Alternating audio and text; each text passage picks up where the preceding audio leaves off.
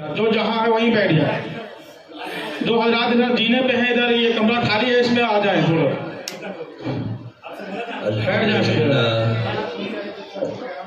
الحمد لله نحمده ونستعينه ونستغفره ونؤمن به ونتوكل عليه ونعوذ بالله من شرور أنفسنا ومن سيئات أعمالنا من يهده الله فلا مضل له ومن يضلله فلا هادي له ونشهد أن لا إله إلا الله وحده لا شريك له ونشهد أن سيدنا وسندنا وحبيبنا ومولانا محمدا عبده ورسوله صلى الله تعالى عليه وعلى آله وأصحابه وبارك وسلم تسليما كثيرا كثيرا. أما بعد فأعوذ بالله من الشيطان الرجيم. بسم الله الرحمن الرحيم. إنا أرسلناك شاهدا ومبشرا ونذيرا وداعيا إلى الله بإذنه وسراجا منيرا. صدق الله العظيم. حضرات علماء اعظام اور اس سیکٹر، اس محلے علاقے سے اس دینی ادارے میں انتہائی محبت، عقیدت، احترام کے ساتھ قرآن پاک کی نسبت پر جمع ہونے والے ہمارے نوجوان، بزرگ، پیارے بچے، بچیاں اور دینی و ملی رہنما اور قیادتیں، اللہ تبارک و تعالیٰ کا بے حد احسان ہے کہ پروردگار عالم نے دین کی نسبت پر ہم لوگوں کو جمع ہونے کی سعادت نصیب فرمائی. اللہ تعالیٰ اس کوشش کو، کاوش کو اور سننے اور سنانے کو، کہنے اور سمجھانے کو ہم سب کے لیے، ہماری نسلوں کے لیے، ہمارے بڑوں کے لیے، چھوٹوں کے لیے، علاقے کے لیے، ہمارے محلوں کے لیے، آس پڑوس کے لیے اور دنیا و ما فیہا کے لیے خیر کا، عزت کا، عافیت کا، مغفرت کا ذریعہ بنائے. میرے دوستوں، بزرگوں، اس زمانے میں خاص طور سے مجمع آنے والوں کا چاہے کم ہو یا زیادہ، لیکن لاکھوں لوگوں تک اس میسج کو، پیغام کو، دین کی بات کو سنانا اور پہنچانا بہت آسان ہے. اصل چیز سننا یا سنانا نہیں ہے، اصل معاملہ دلوں کے ساتھ ہے. اور دلوں کے اندر جب ہماری ایمانی حرارت جاگتی ہے اور ہمارے دل کے اندر یہ بات پیدا ہو جاتی ہے کہ ہم دین کی بات کو سنیں گے اور سن کر اس پر عمل کریں گے، تو وہ چھوٹی بات بھی اور تھوڑی بات بھی، مختصر بات بھی ہمارے لیے آخرت میں مغفرت کا ذریعہ بن سکتی ہے. میرے بزرگوں، دوستوں، میں یہاں ہمارے نوجوان خاص طور سے اور ہمارے بزرگ حضرات جو یہاں پر موجود ہیں، وہ کیونکہ داعی ہیں اور رہنما ہیں، رہبر ہیں، اور ان کے نیچے ان کے بچے، پوتے، نواسے، پڑ پوتے، بھتیجے، بھانجے، جو کچھ سماج ان کے نیچے ہے، ان سب کی ہدایت کے لیے وہ ایک ذریعہ ہے. اللہ تعالیٰ نے ان کو ذمہ داری دی ہے.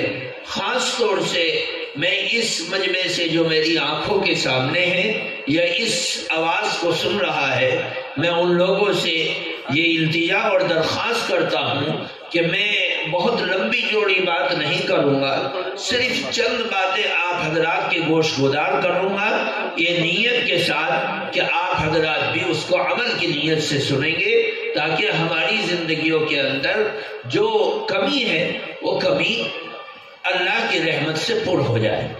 میرے بزرگوں، دوستوں، یوں تو ہمارے ملک کے اندر خاص طور سے مسلمان جس علاقے کا بھی رہنے والا ہے، بڑے بڑے اللہ کی دین کی نصرت اور مدد کے لیے وہ اپنی زندگی کے سسٹم کو پیش کرتا ہے.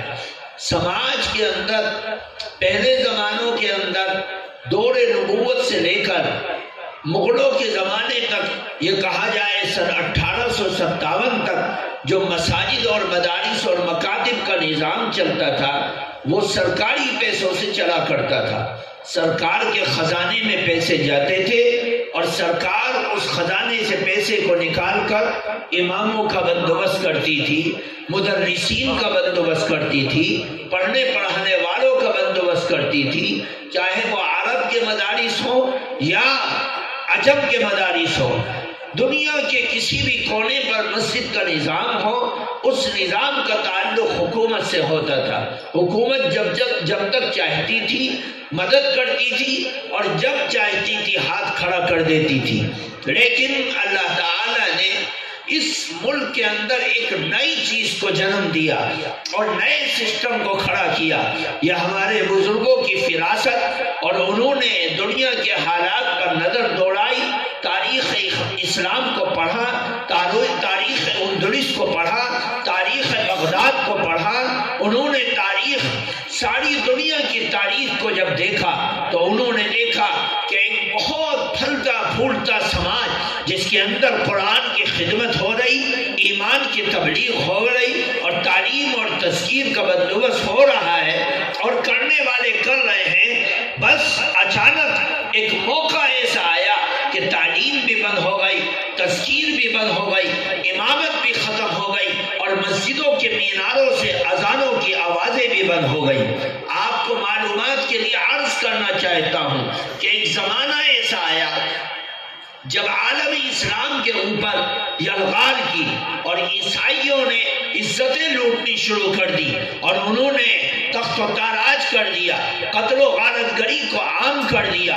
چنانچہ اس وقت ایک بہت بڑے عالم تھے علامہ ابن تیمیہ، تو لوگوں میں جھگڑا ہو گیا کہ حکومت کا پیسہ ان لڑنے والے جو مجاہدین جو دشمنوں سے لڑ رہے ہیں اور سرحدوں پر ڈٹے ہوئے ہیں ان کی مدد کے لیے پیسہ بھیجا جائے یا ان مساجد اور مدارس میں پڑھنے پڑھانے والوں کی مدد کی جائے۔ تو یہ جھگڑا جب پیدا ہوا تو ایک فتویٰ حکومت کی طرف سے شیخ کے پاس بھیجا گیا کہ آپ مسائل بتلائیے کہ ان مسجدوں کی حفاظت کی جائے یا مدرسوں کی حفاظت کی جائے یا سرحد پر لڑنے والوں کی مدد کی جائے۔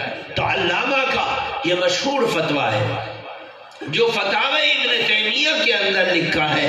آپ نے فرمایا کہ ان مساجد کے کام کو روک دو، مدرسوں کے کام کو روک دو، جو سرحدوں کے اوپر لڑ رہے ہیں اور وہاں جان کے لالے پڑے ہیں اور لوگوں کی عزتیں لٹ رہی ہیں، مکانات کو تباہ کیا جا رہا ہے، سماج کو برباد کیا جا رہا ہے، ان کی کمر کو مضبوط کرو اور ان کی مدد کرو۔ اگر وہ لوگ محفوظ ہو گئے تو یہ مسجدیں بھی محفوظ رہیں گی، یہ مدرسے بھی محفوظ رہیں گے۔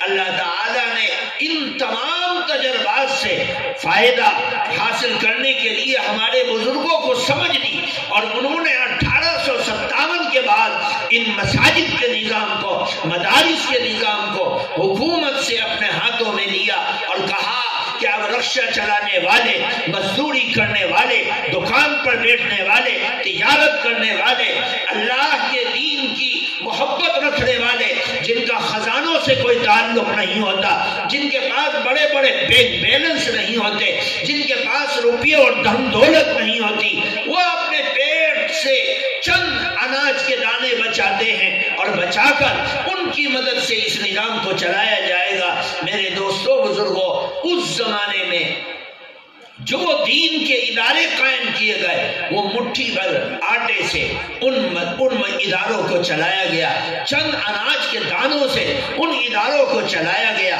چند پیسوں سے ان اداروں کو چلایا گیا، اور وہ دارالعلوم دیوبند کی شکل میں ہو یا دلی کے مدرسوں کی شکل میں ہو یا یو پی کے مدرسوں کی شکل میں ہو یا ہندوستان کے مدرسوں کی شکل میں ہو یا دنیا کے کونے کونے پر جتنے بھی ادارے چل رہے ہیں ان اداروں کی شکل میں ہو، ان سب کا نظام آج مسلمان اپنے پیسوں سے چلا رہا ہے۔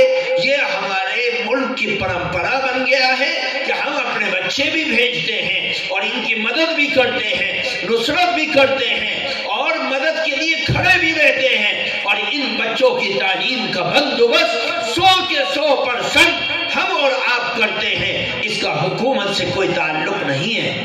میرے دوستوں بزرگوں، یہ یاد رکھنا کہ جو قوم اپنے اندر دین کی بیداری رکھتی ہے، جس کی سوچ اور فکروں کے اندر دین کی محبت ہوتی ہے اور وہ اپنے دین کی حفاظت کے لیے خود کمر بستہ ہو جاتی ہے، کھڑی ہو جاتی ہے، اس دین کو دنیا کی کوئی طاقت دبا یا مٹا نہیں سکتی ہے، کیونکہ لوگوں کے اندر خود طلب پیدا ہو گئی کہ ہمیں قرآن کی حفاظت خود کرنی ہے۔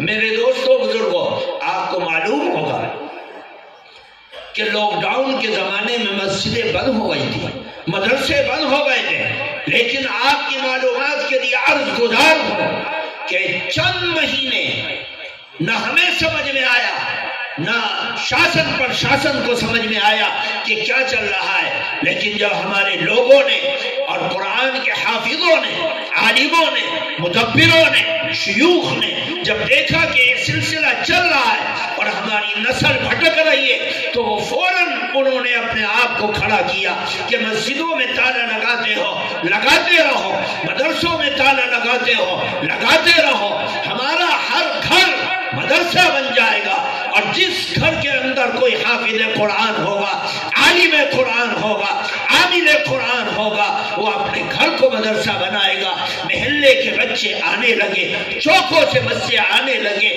گھروں سے بچے آنے لگے، اور ہر گھر کے اندر قرآن پاک کی تعلیم جاری و ساری ہو گئی۔ نتیجہ یہ ہوا کہ اللہ تعالیٰ نے کی رحمت اور اللہ تعالیٰ کی نصرت سے ہماری قرآن کی تعلیم کو روکنے والوں نے روکنے چاہا، لیکن قرآن کی تعلیم بڑھتی رہی۔ کتنے حافظ قرآن ہیں جو لاک ڈاؤن کے زمانے میں ہمارے علاقوں میں حافظ قرآن بن کر سماج کے اندر کام کر رہے ہیں۔ میرے دوستوں بزرگوں، انسان تدبیر کرتا ہے، اور تدبیر یہ کرتا ہے کہ میری عقل کے مطابق جو کام ہوگا وہ صحیح ہوگا، لیکن نہیں، اللہ تعالیٰ کی تدبیر سب سے بڑی تدبیر ہے۔ وَمَكَرُوا وَمَكَرَ اللَّهُ وَاللَّهُ خَيْرُ الْمَاكِرِينَ۔ اللہ بھی مکر کرتا ہے، تم بھی مکر کر رہے ہو، لیکن اللہ وہ مکر کرتا ہے جو قوم کے لیے، انسانوں کے لیے، ایمان والوں کے لیے، اللہ کے بندوں کے لیے خیر کا ذریعہ ہوتی ہے۔ نتیجہ یہ ہے کہ اللہ تعالیٰ نے نصرت کی اور ہمارے ذہن و دماغ کو اس بات پر اتار دیا کہ ہم نے کمر باندھ لی ہے کہ انشاءاللہ ہمارے جوانوں کی جوانی جائے گی، ہمارے بچوں کی صلاحیت لگے گی، ہمارے ماں باپ کی فکروں میں اضافہ ہوگا، اور یہ بچے لاکھوں کی تعداد میں ان مدارس دینیہ کے اندر آئیں گے اور قرآن کی حفاظت کا ذریعہ بنے گا۔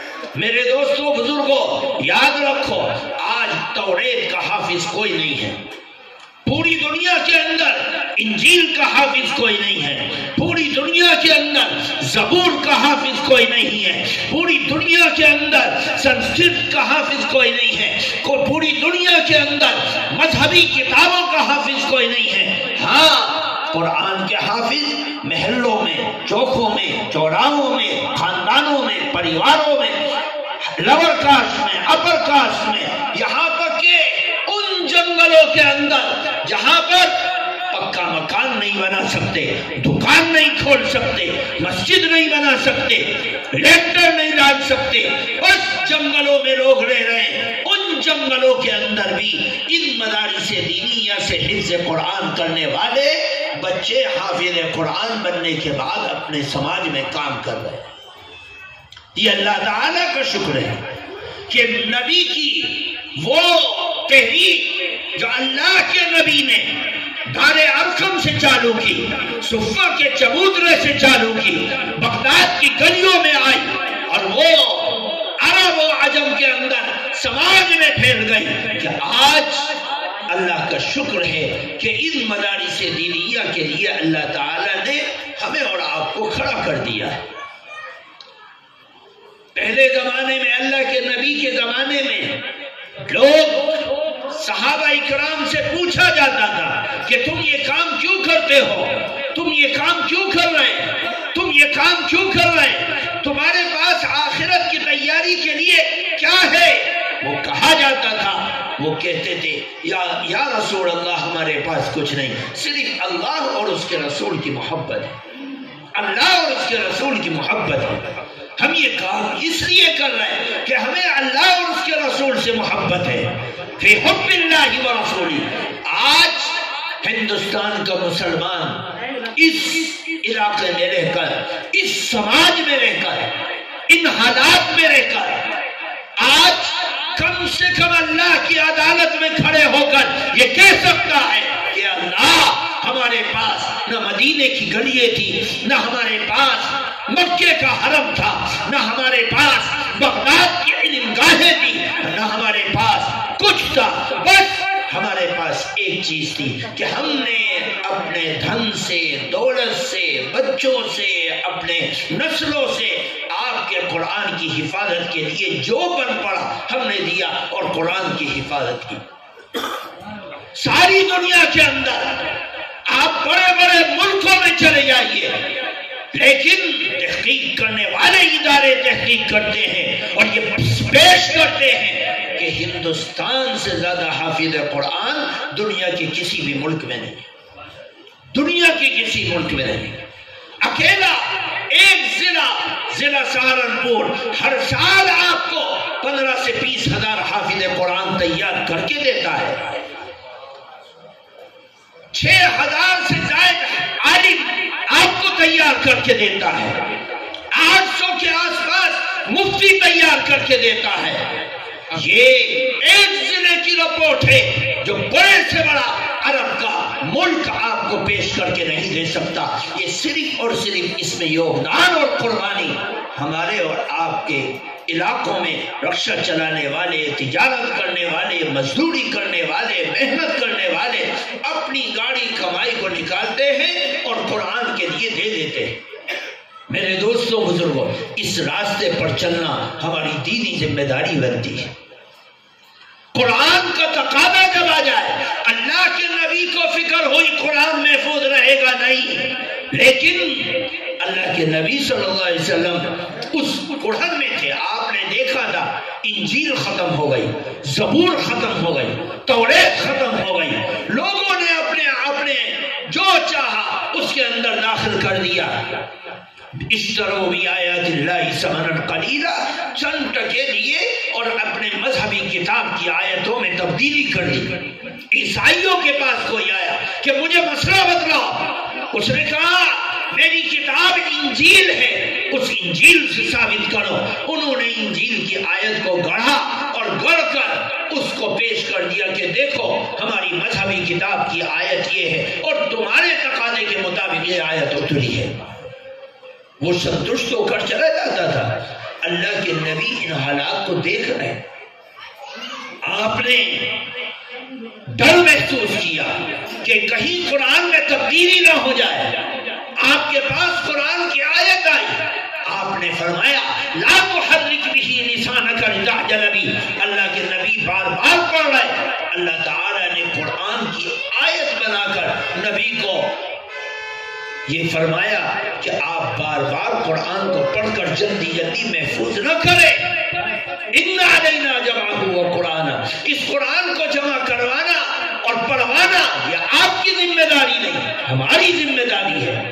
آج اللہ تعالیٰ نے اس ذمہ داری کے لیے ان بچوں کو اتار رکھا ہے۔ فجر سے پہلے قرآن کی تلاوت، فجر کے بعد قرآن کی تلاوت، صبح کو 4 گھنٹے قرآن کی تلاوت، ظہر کے بعد قرآن کی تلاوت، عصر کے بعد قرآن کی تلاوت، مغرب کے بعد قرآن کی تلاوت، عشاء کے بعد قرآن کی تلاوت۔ ان مدرسوں کے اندر بچے انفرادی اور اجتماعی طور پر قرآن کی تلاوت قائم کر کے اللہ کی آیت جو اللہ تعالیٰ نے عہد و پیمان کروایا تھا، آج اس کو ثابت کر رہے ہیں کہ قرآن کا پڑھوانا اللہ کی ذمہ داری ہے۔ اللہ ان سے قرآن پڑھوا رہا ہے، فرشتے نہیں پڑھ رہے، کیونکہ فرشتے مکلف نہیں، انسان مکلف ہے، جنات مکلف ہے۔ دنیا میں کوئی لمحہ ایسا نہیں گزرتا جس لمحے قرآن کی تلاوت زمین پر کرنے والے لاکھوں لوگ نہ ہو۔ اللہ تعالیٰ کا شکر ہے کہ مدرسے کے بچے جن کے اوپر وشواس کوئی نہیں کرتا، اللہ تعالیٰ نے وشواس کیا اور ان کے سینوں میں قرآن کی آیتوں کو بے بس کر دیا کہ آج پرانے زمانے میں اللہ کے نبی کے زمانے میں قرآن کے بارے میں ڈر رہے تھے کہ قرآن مٹ نہ جائے، لیکن آج 1446 سال کے بعد سینہ ٹھوک کر ایک گنہگار سے گنہگار مسلمان یہ کہہ سکتا ہے کہ ساری دنیا مٹ سکتی ہے لیکن قرآن کی آیتیں انشاءاللہ نہیں مٹ سکتی۔ کیوں؟ اس لیے کہ لاکھوں قرآن کے حافظ ہماری ماں کے بچے، ہمارے خاندانوں کے، ہمارے پریوار کے قرآن کے حافظ تیار ہو گئے۔ آؤ تم ان کاغذ کے ورقوں کو جلا سکتے ہو، پنوں کو جلا سکتے ہو، کتاب کو مٹا سکتے ہو، پانی میں ڈال سکتے ہو، لیکن یاد رکھو جس سینے کے اندر کوئی صاحب راستے میں موٹر سائیکل کھڑی کر دیا، جس سینے کے اندر سائیڈ کر لیں آیت سے وقت ہو گئی، تم اس سینے سے جس کا موٹر سائیکل راستے میں ہٹا لیں بھائی جا کے، دل کے اندر قرآن کی آیتیں آ گئی۔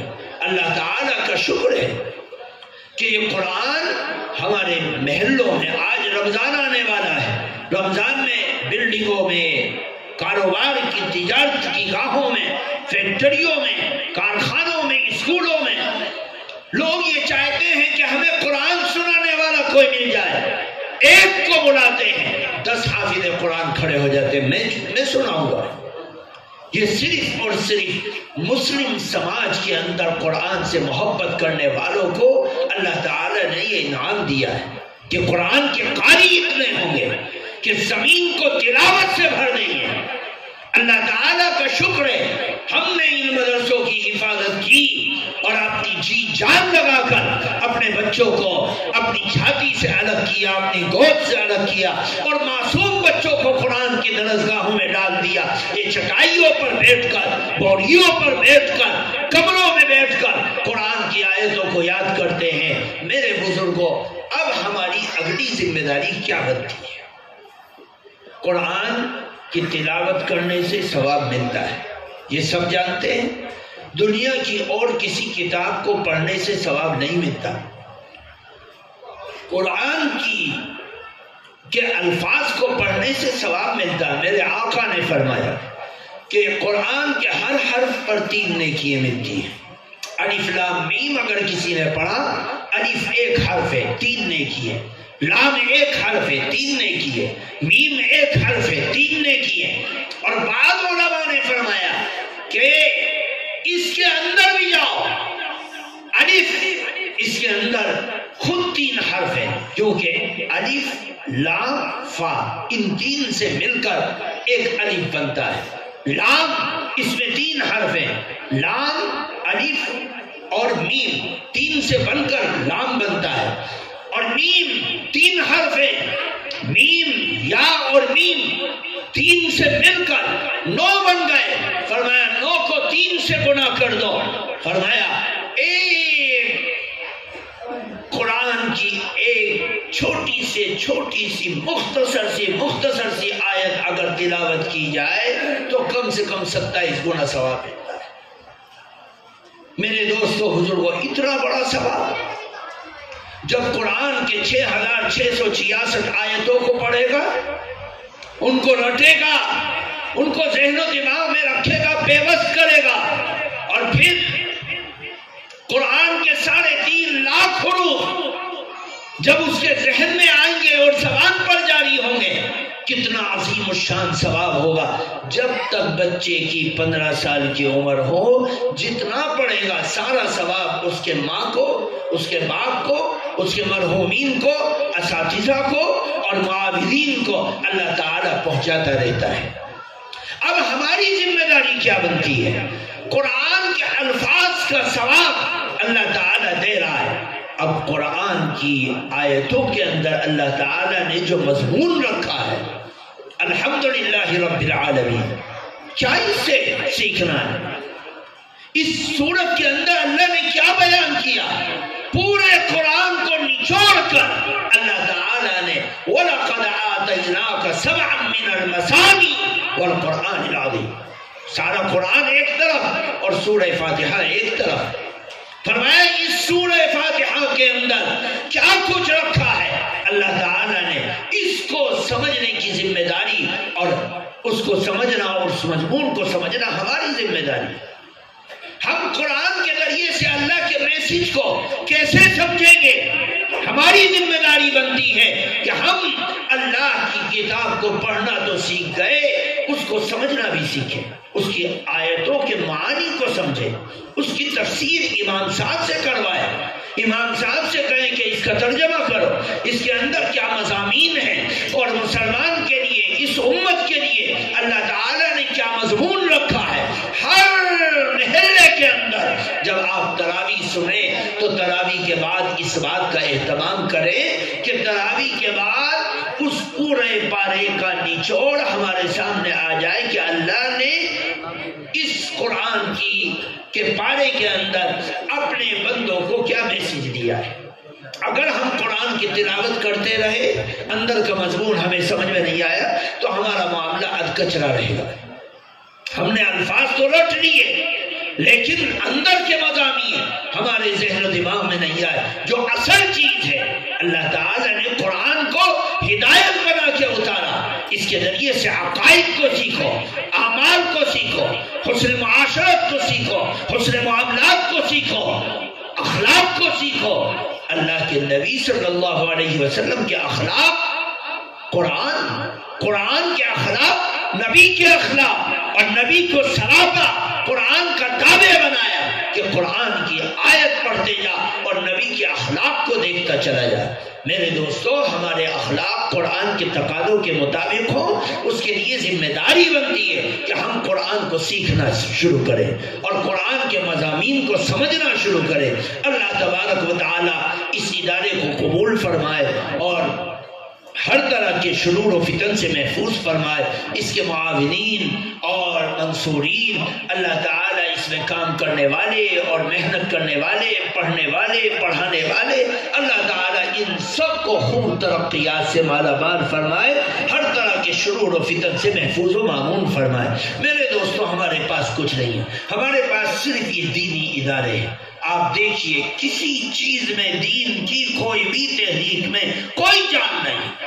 بہت سے لوگ یہ سمجھتے ہیں کہ اتنے بچے پڑھ رہے اور یہ بچے انجینئر بنے، ڈاکٹر بنے، ٹھیک ہے بنے، کوئی رکاوٹ نہیں، لیکن کم سے کم اپنے ایک ایک بچے کے عقائد کو مضبوط کر دو.